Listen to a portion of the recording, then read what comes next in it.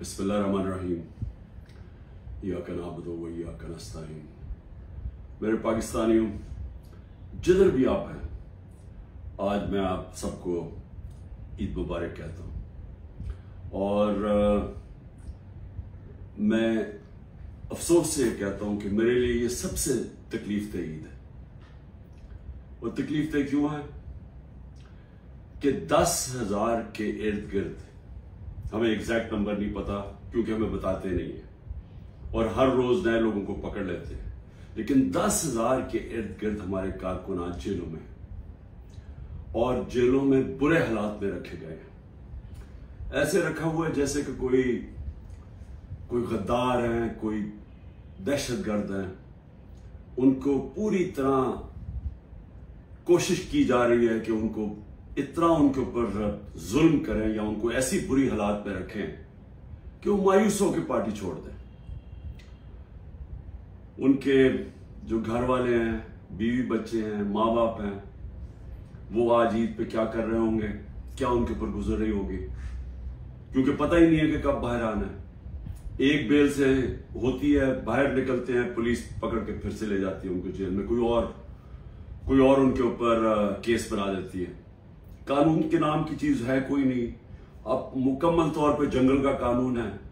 जो ताकतवर है वो जो मर्जी चाहे वो करे, वो चाहे सुप्रीम कोर्ट के फैसले सुने या ना सुने, अदालतों के जज की बात माने या ना माने, कोई फर्क नहीं उनको पड़ता, क्योंकि इस वक्त जिसके पास ताकत है वो जो मर्जी चाहे कर सकता है। तो इसलिए उनके घरों में क्या गुजरी होगी, ये मेरे जो 10,000 के इर्द गिर्द जो कारकुन इस वक्त जेल में है, मैं इसलिए ये ईद तकलीफ में गुजार रहा हूं। उसके अलावा हमारे पॉलिटिकल लीडर्स हैं, मैं आज उनको ईद मुबारक भी कहता हूं, सलाम भी करता हूं, क्योंकि उनको सिर्फ इसलिए जेलों में रखा हुआ है और उनके ऊपर हर किस्म का प्रेशर डाल रहे हैं कि बस वो एक जुमला कह दें कि जी मैं तहरीक इंसाफ छोड़ रहा हूं, फिर सब कुछ माफ हो जाता है।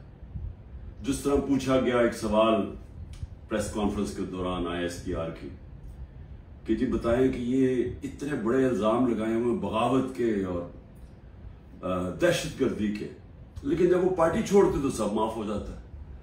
तो वही उनके ऊपर प्रेशर डाला हुआ है। तो मैं आज इनको सलाम भी करता हूं। हमारे खास तौर पे जो ख्वातीन, अभी तक 50 ख्वातीन सिर्फ लाहौर के जेल में, जिसमें डॉक्टर यास्मीन और आलिया हमजा, इनको मैं खास तौर पे खराज तहसीन पेश करता हूँ। इनके अलावा भी जो और औरतें हैं, लेकिन इनके ऊपर पूरा जोर लगाया गया है कि ये पार्टी छोड़ दें या ये अप्रूवर बन जाए। अप्रूवर बनने का मतलब कि जी इमरान खान ने हमें कहा था कि वहां जाके जलाओ घराव करो, तो इसलिए अगर वो ये कह दें तो इनको फिर जेल से निकाल दिया जाएगा। और बाकी जो मेरे स्टारवर्ड्स हैं, जिसमें शेरिया अफरीदी है, जो उसके ऊपर जो गुजरी है, उनकी बीवी को उठाया साथ, फिर उसको फिर बीवी को पकड़ने और बच्चों के साथ पकड़ने की कोशिश की, और जिन हालात में रखा, वो जो डेथ सेल होता है उसके अंदर छोटे से कमरे में, तोड़ने के लिए उसको अली मोहम्मद जितना प्रेशर उसके ऊपर, बार बार उसको फिर जेल में ले आते। और यहाँ मियां महमूद रशीद, एजाज चौधरी, उमर चीमा की बीवी को पकड़ के जेल में डाल दी। उसका क्या कसूर होगा, सिर्फ तोड़ने के लिए कि किसी तरह ये कहें कि हम तहरीक इंसाफ छोड़ रहे हैं। और मैं जिस तरह अपने और स्टारवर्ड्स हैं, मैं इनको आज खास तौर पे आज सलाम करता हूँ, ईद मुबारक भी कहता हूँ। इसके अलावा मैं आज याद करना चाहता हूँ 16 लोग हमारे शहीद हुए, गोलियां मारी गई उनको 9 मई के बाद। कोई उनकी बात ही नहीं कर रहा कि 16 लोग जो कंफर्म्ड हमारे पास हैं जिनकी शहादतें हुई, उसके अलावा 9 और हैं, लेकिन हम इसलिए कंफर्म नहीं कर सकते कि उनके जो घर वाले हैं वो छुपे हुए हैं। ये जो दहशत और ये जो खौफ की फिजा बनाई हुई है वो छुपे हुए हैं और वो कंफर्म नहीं करते, बोलते भी नहीं है। 16 का तो कंफर्म है, 25 को गोलियां लगी जिससे शहीद हुए। उसके अलावा दो नौजवानों की टांगें कट गई और एक के पीठ में गोली लगी जिसकी वजह से वो पैरालाइज हो गया, बेड रिडन है मुकम्मल तौर पर। कोई इन्वेस्टिगेशन नहीं हुई, कोई नाम नहीं लेता। बिल्डिंग जली, मैं खुद कहता हूं कि उनके जिन्होंने बिल्डिंग जलाई उनके खिलाफ एक्शन लेना चाहिए।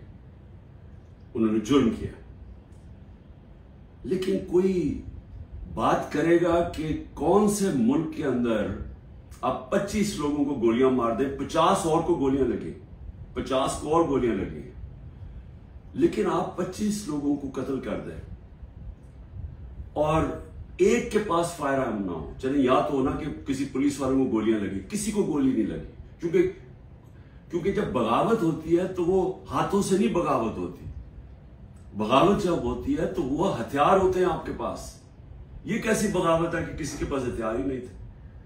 कभी कोई फौज के खिलाफ बगावत कर सकता है हाथों के साथ? उनके पास बंदूकें हैं। हमारी माशाल्लाह दुनिया की तकड़ी तरीन फौज है, तो उस क्या हमने बगावत करनी थी? ये इन लोगों को नहाते लोगों ने जाके फौज पे चढ़ाई कर देनी थी, पुरअमन एहतजाज करना जो हमारा हक है। आइन कोई पाकिस्तान का ऐसा इलाका नहीं जिधर हमें इजाजत नहीं है पुरअमन एहतजाज करने की। बरतानिया के अंदर जो सबसे उनकी मुकद्दस जगह है उनका प्राइम मिनिस्टर का हाउस है 10 डाउनिंग स्ट्रीट। हर दूसरे दिन वहां एहतजाज हो रहा होता है पुरअमन। ये तो जमहूरियत के अंदर होता है। तो यहां तो ऐसे बना दिया कि पुरअमन एहतजाज भी जो भी वो मिल गया कि कंटोनमेंट के अंदर वो सारे दहशतगर्द हैं, बगावत कर रहे थे। लेकिन किसी ने अभी तक नहीं, 40 दिन हो गए हैं, ये नहीं पूछा कि ये भी पाकिस्तानी थे। जो 25 लोग हैं जिनकी 16 की कंफर्म्ड शहादतें हैं, कोई पूछा नहीं। जो बेचारे 2 लोगों की जिंदगियां जाया होगी, उनकी टांगें चली गई, एक जो पैरालाइज हो गया, बिस्तर में हो गया, किसी ने नहीं पूछा कि इनका कसूर क्या था। अगर ये पुरअमन एहतजाज कर रहे थे तो कैसे गोलियां मारी इनको? क्या किसी के पास कोई हथियार थे? किसी के पास हथियार नहीं थे। और ये अलमिया है हमारा कि ताकतवर जो फैसला करता है वही होता है। ताकतवर ने फैसला किया कि जनाब ये बगावत इन्होंने किया है, इनको मारो। किसी ने नहीं पूछा कि एक मुहज़्ज़म माशरे में क्या दूसरे को भी वक्त मिलता है अपनी सफाई पेश करने का? फिर सहाफियों से जो हो रहा है, इमरान रियाज गायब है, अभी तक कोई पता नहीं किधर है। 40 दिन हो गए, उनके घर में बच्चे हैं, बीवी है। वो क्या उसका क्या जुर्म था? क्या उसने भी बगावत की थी? क्या वो अपना मौकफ ही पेश कर रहा था ना? तो कौन सी जमहूरियत में इसकी इजाजत नहीं है? 4 बड़े बड़े सहाफी मुल्क छोड़ के बाहर चले गए। एक ने भी ऐलान किया है, पुराना 50 साल पुराना सहाफत करता है कि जी मैं अब सियासत में बात ही नहीं करूंगा। तो ये क्यों इतना खौफ है? क्यों इतना खौफ है कि दूसरा मौकफ ना पेश हो जाए? क्यों मीडिया के ऊपर पूरा कंट्रोल कर लिया है कि सारे मीडिया का मुंह बंद कर दिया जाए और सिर्फ जो सरकारी वर्जन है वो सिर्फ मीडिया पे आए? क्यों डर है? अगर आप सच और हक पे खड़े हैं तो बोलने दो दूसरों को, आप साबित करें। ये जो सारे हरबे इस्तेमाल किए जा रहे हैं, इसका सिर्फ एक मकसद है, तहरीक इंसाफ को खत्म करना, मुल्क की सबसे बड़ी जमात को तोड़ना। डरे हुए इलेक्शन से, और ये कब से शुरू हुआ है? ये जब से रजीम चेंज हुई है तब से ये प्लान बना हुआ है कि इमरान खान को जिन्होंने हटाया उन्होंने अब दोबारा वापस नहीं आने देना। और उधर से देख लें 25 मई को जो उन्होंने किया, कभी पाकिस्तान की तारीख में नहीं हुआ। अंदर फैसले, बंद कमरों में फैसले हो जी, तो मम्मी डैडी हैं, ये तो जी बगल क्राउड है, इनको एक तो आप फेंटा लगाएंगे और ये जो करेंगे तो ये चुप करके पीछे हट जाएंगे। वो नहीं हुआ। 30 बाय इलेक्शन जीत गया 37 में से। उसके बाद मुझे कत्ल करने की कोशिश की। सब एक ही कड़ी का हिस्सा था कि इमरान खान को अब नहीं आने देना। कत्ल करने की कोशिश की, अल्लाह ने बचा लिया। उसके बाद जैसे ही मैं बाहर निकला, अभी ठीक ही हुआ था, 3 महीने तो मुझे ठीक होने में लगे। उसके बाद जब मैं ठीक हो रहा था हुआ घर पे हमला कर दिया। 24 घंटे घर पे अटैक किया रेंजर्स और पुलिस ने। उसके बाद मुझे 18 मार्च को कत्ल करने की कोशिश की जुडिशियल कॉम्प्लेक्स, जिधर मैं अपनी जमानत करवाने जा रहा था। क्यों? सिर्फ यह कि इमरान खान ने अब इलेक्शन नहीं लड़ना, इसको नहीं आने देना हमने पावर में। फिर ये जो हुआ है 9 मई को, अब ये 9 मई की मैं फिर से कहता हूं तो इन्वेस्टिगेशन तो हो। मैं ये कहता हूं कि चले मिलिट्री कोर्ट्स कर दे, चले इमरान खान को आप ये इन अदालतों में नहीं, मिलिट्री कोर्ट्स पे ले, लेकिन उस मिलिट्री कोर्ट के अंदर मुझे मौका मिले, टेलीवाइज हो, सबको पता चले, मुझे अपना मौकफ पेश करने का वक्त दिया जाए। आप अपना मौकफ दें, मैं अपना मौकफ देता। क्योंकि क्या हम सच और हक चाहते हैं कि पाकिस्तान में ऐसी चीजें आगे से ना हो, या सिर्फ और सिर्फ मकसद ये है कि किसी ना किसी तरह तहरीक इंसाफ को खत्म करें? इस ईद के ऊपर जितनी मैंने पाकिस्तान में मायूसी देखी है, मैंने अपनी जिंदगी में नहीं देखी। और इसकी वजह क्या है? एक तो माशी हालात है। 14 महीने के अंदर 6% जब मुल्क बढ़ रहा था, उसकी दौलत में इजाफा हो रहा था, वो आके 0 पे आ गया। इंडस्ट्री बंद हो गया, बेरोजगारी है, 38% महंगाई है, जो पाकिस्तान की तारीख में सबसे ज्यादा है। जब दुनिया के अंदर कीमतें 35% नीचे चले गए हैं, जिसकी वजह से हुई थी, जो तेल की कीमतें, कमोडिटी, घी, ये सब 35% नीचे चला गया। और हमारे मुल्क में तारीखी इन्फ्लेशन हम जब छोड़ के गए थे 12% थी। तो मायूसी है, तो माशी हालात ऐसे। लेकिन असल मायूसी की वजह क्या है कि दुबई में जो इस मुल्क के नामवर बड़े बड़े डाकू हैं, वो सारे मिलकर दुबई बैठे हुए हैं और फैसला कर रहे हैं पाकिस्तान के मुस्तकबिल का। ये है मायूसी। ये वो लोग हैं जिन्होंने 25 साल एक दूसरे की करप्शन कौम को बताई। ये 90 की दिहाई में 2 दफा करप्शन में गवर्नमेंट्स गई और एस्टेब्लिशमेंट ने इनको गिरवाया, क्योंकि ये करप्शन कर रहे थे। इनकी करप्शन के चर्चे पहली दफा है, सरे माल पता चला।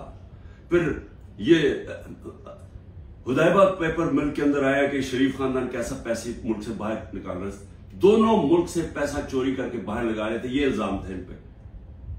उनको हटाया, जनरल मुशर्रफ आए, उन्होंने इनकी करप्शन बताई दुनिया को कि इन्होंने कैसे मुल्क को लूटा, और फिर एनआरओ दे दिया। 10 साल फिर लूटा इन्होंने। अब वो लोग आज बैठ के, जो मुझे लोगों ने वोट दी थी, इनसे तंग आके वो आज मुल्क के मुस्तकबिल का फैसला कर रहे हैं। ये है मायूसी। यही मुल्क की एस्टेब्लिशमेंट ने इनकी चोरियां बताई हैं। इन्होंने हमें, हमारे जैसे लोगों को बताया कि कौन से, ये जब फलाने मुल्क में गए तो वहां कौन सा जरदारी ने कॉन्ट्रैक्ट किया है। ये वो लोग हैं जिन्होंने पाकिस्तानी फौज को बदनाम किया मेमो गेट में और डॉन लीक्स में। ये वो लोग हैं जिनकी अरबों डॉलर बाहर पड़े हुए हैं। ये वो लोग हैं जिनके बाहर के अखबारों के अंदर इनके चर्चे हैं करप्शन के, किताबों के अंदर इनका बताया हुआ कि ये कैसे दोनों चोरी करते थे। ये आज सारे मिलके बैठ के मुल्क की मुस्तकबिल का फैसला कर रहे हैं। ये है मायूसी आज पाकिस्तान में, इसलिए लोग छोड़ छोड़ के जा रहे हैं। 9 लाख आपके प्रोफेशनल जब मुल्क से निकल जाते हैं, ये डॉलर से भी ज्यादा नुकसान है। जो डॉलर मुल्क से बाहर जा रहा है वो ज्यादा नुकसान है। पूछें, जब आपके मुल्क के अंदर क्वालिटी के लोग नहीं रहते, किधर से आप मुल्क चलाएंगे? जो अगर शौकत खानम बना पाकिस्तान में तो किधर से आए थे? सारे पाकिस्तानी बाहर क्वालिफाइड लोग जिन्होंने आके शौकत खानम में काम किया था, 10% छोड़ के चले गए। और जब उनको रिप्लेस कैसे करेंगे? अगर यही सऊदी अरेबिया में या दुबई में बनता है एक कैंसर हॉस्पिटल, तो वो बाहर से लोगों को, फॉरेनर्स को लेके आते हैं, क्योंकि उनके मुल्क में एक्सपर्टीज नहीं है। हम वो खुशकिस्मत मुल्क है, हमारे पास हर किस्म के प्रोफेशनल बाहर बैठे हुए हैं। तो उनको पाकिस्तान लाना आसान नहीं होता। वो तब आते हैं जब उनको मुल्क पे इत्मीनान होता है। तो जो आज हालात हैं, ये अगर 10% शौकत खानम के कंसल्टेंट छोड़ के जा रहे हैं, ये हर जगह प्रोफेशनल्स, जो 9 लाख लोग जा रहे हैं, ये अंदाजा नहीं कितना बड़ा नुकसान हुआ है पाकिस्तान को। और होता जा रहा है। उसके अलावा मायूसी ये है कि हिंदुस्तान का जो अमेरिका के साथ मुआहदा हुआ है, अगर ये जो हमारे यहाँ इस वक्त ज़हन बैठे हुए हैं, इनको अगर फुर्सत मिले कि तहरीक इंसाफ को कैसे खत्म करना, और सारी एजेंसीज लगी हुई हैं, मुल्क के सारे इदारे लगे हुए हैं उसको खत्म करने के लिए, अगर आपको फुर्सत मिले तो आपके खतरे की घंटी बजनी चाहिए, क्योंकि बहुत बड़ा हिंदुस्तान के ज़हन में अब इम्बैलेंस हो गया है। वो हमारे से अपने आप को बहुत ज्यादा ताकतवर समझते हैं, और अगर हमारे रिजर्व 4 अरब डॉलर से भी कम है तो उनके कोई 500-600 अरब डॉलर्स के रिजर्व पड़े हुए हैं। उनके टेक्नोलॉजी के अंदर वो बड़ी तेजी से आगे जा रहे हैं, और उन्होंने जो कॉन्ट्रैक्ट कर लिया टेक्नोलॉजी में, न्यूक्लियर प्रोग्राम में, सोच लें कि आगे वो किधर जा रहा है और हम किधर फंसे हुए हैं। हम फंसे हुए हैं कि एक पार्टी को इंजीनियर करके तो एक पॉलिटिकल इंजीनियरिंग हो जाए, खिचड़ी पक जाए, इस पार्टी को इतनी वोट, इसको इतनी दे, इसको दे, ताकि वो सारे कंट्रोल हो जाए और ऊपर बादशाह सलामत इनको कंट्रोल कर सके। ये गेम चल रही है। मुल्क को कमजोर कर, इससे मुल्क और मजीद कमजोर होगा, और वो आगे बढ़ रहे हैं और ये समझ नहीं है कि जब एक इम्बैलेंस हो जाता है तो खतरा होता है मुल्क को। क्योंकि अगर रूस ने अटैक किया यूक्रेन को तो वो समझे वो यूक्रेन से बहुत ज्यादा ताकतवर है। हमेशा याद रखें, कभी अटैक नहीं किया जाता उस मुल्क को जो वो समझे कि हमारे बराबर के हैं या हमारा मुकाबला कर सकते हैं। वो तब होता है जब समझते कि जी ये तो बिल्कुल ही बैठ गए, थोड़ा सा धक्का दिया ये तो माशी तौर पर वैसे ही गिर जाएंगे। इसलिए हमें सारे मुल्क को सोचना चाहिए, जिसकी वजह से मैं बार बार कहता हूं कि मैं अपने लिए नहीं बात कर रहा, मैं अपनी कौम के लिए कह रहा हूं कि बात करें। इस वक्त जो इस वक्त पावर तो एस्टैब्लिशमेंट के पास है, इनके पास क्या पावर है, इनसे बात करने का क्या फायदा है। बात तो उससे की जाती है जो पावर लेके बैठे हुए हैं। बात इसलिए करें अपने मुल्क के लिए। हम बड़ी तेजी से नीचे जा रहे हैं। ये जो प्लान बना रहे हैं ना कि माशी आ जाएगी तो उधर से पैसा आ जाएगा, कहीं से मुल्क अपने, जब तक मुल्क में स्टेबिलिटी नहीं आती, इस्तेकाम नहीं आता, पॉलिटिक्स स्टेडी नहीं होती, तो उसके अंदर तो कोई माशियत ऊपर जा ही नहीं सकती। तो इसलिए ईद के दिन मैं फिर से कह रहा हूं कि जिधर हम खड़े हुए हैं, ये जो प्रोग्राम बन रहे हैं, जो दुबई में जाके ये सारे मनी लॉन्ड्रर्स, एक दूसरे को ये मनी लॉन्ड्रर्स कहते थे, इनके ऊपर सारे मनी लॉन्ड्रिंग के चार्जेस हैं। 30 साल से मनी लॉन्ड्रिंग कर रहे हैं। हुदैबा पेपर मिल मनी लॉन्ड्रिंग पे एवन फील्ड्स के अपार्टमेंट्स इन्होंने खरीदे हैं। दूसरा जो जरदारी है उसने जो वो खरीदा है सरे महल, और उसके अलावा जो उनकी बाहर प्रॉपर्टीज है, वो हमें पूरी ब्रीफिंग दी गई है इस चीज की। ये सारे पैसे यहां से चोरी होकर बाहर गए हैं। वो मुल्क क्या फैसले करेंगे, और उनके साथ एस्टैब्लिशमेंट खड़ी है। और फिर वो कहते हैं कि जी ये देखिए सोशल मीडिया में क्या, सोशल मीडिया अवाम की आवाज है, कोई किसी को जलील नहीं कर सकता। यह जिल्लत अल्लाह की तरफ से आती है, यह हमारा ईमान है। कितनी कोशिश की है इमरान खान को और पीटीआई को जलील करने की, जरा करें ना आज इलेक्शन। मैं चैलेंज करता हूं कि सारी इनको एम्पायर इनको दे दें, इलेक्शन करवा दें। क्यों डर रहे हैं इलेक्शन से? क्योंकि आप जो मर्जी कर ले, जब अवाम के दिलों में एक नजरिया आ जाता है, आइडिया आ जाता है, आप उसको शिकस्त नहीं दे सकते। अंग्रेजी का मुहावरा है, no force can defeat an idea whose time has come. जब एक नजरिया आ जाता है उसको आप शिकस्त नहीं दे सकते।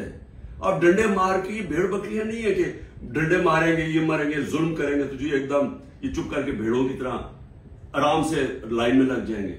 ये इंसान है, इंसान फैसला कर बैठे। जब भी इलेक्शन होगा, मेरा चैलेंज है तहरीक इंसाफ जीतेगी। और मैं कौम को कहना चाहता हूं कि ये जो जुल्म हो रहा है इस वक्त, अपने ज़हन में एक चीज तैयार कर लें कि कभी आपने खौफ और जुल्म की गुलामी नहीं करनी। मेरी नजर में ये शिर्क है। मैं हर कुर्बानी के लिए तैयार हूं। मैं कभी तस्लीम नहीं करूंगा ये जो पूरी खिचड़ी पक रही है और हमें समझ रहे हैं कि ये खौफ दिला के, जेल में डाल के, या ये जो मेरे घर वालों के ऊपर, बीवी के ऊपर, बहनों के ऊपर, रिश्तेदारों के ऊपर जो कर रहे हैं, अगर इनका ख्याल है कि इसकी वजह से मैं पीछे हट जाऊंगा या हाथ खड़े कर दूंगा, इस गलत, क्योंकि मैं इसको शिर्क समझता हूं। ला इलाहा इल्लल्लाह का मतलब अल्लाह ने हमें इंसान की गुलामी से आजाद किया है। अल्लाह ने हमें अपने ज़मीर के मुताबिक कहा कि स्टैंड लो, तो हमें कभी ये तस्लीम नहीं करूंगा। और मैं कौम को भी कहता हूं, आपने कभी ये जो कोशिश हो रही है कि सारों को डरा धमका के सब डर जाएं और हम ये जो खिचड़ी वाला सेटअप लेके आ रहे हैं हमें कंट्रोल करने के लिए, मीडिया को सबको कंट्रोल करने के लिए, जो मुंह खोले उसको पकड़े जेल में डाल दो या वो वी को डाला पहुंच जाए घर में और इससे हम चुप करके बैठ जाएंगे। मैं अपनी कौम को कहना चाहता हूं, आपको भी, मैं भी तैयार हूं हर कुर्बानी के लिए, आपको भी तैयार होना चाहिए। अगर आप इस मुल्क के मुस्तकबिल को रोशन देखना चाहते हैं, गुलामों की कोई जिंदगी नहीं है। मेरी नजर में गुलामी से बेहतर मौत है। पाकिस्तान जिंदाबाद।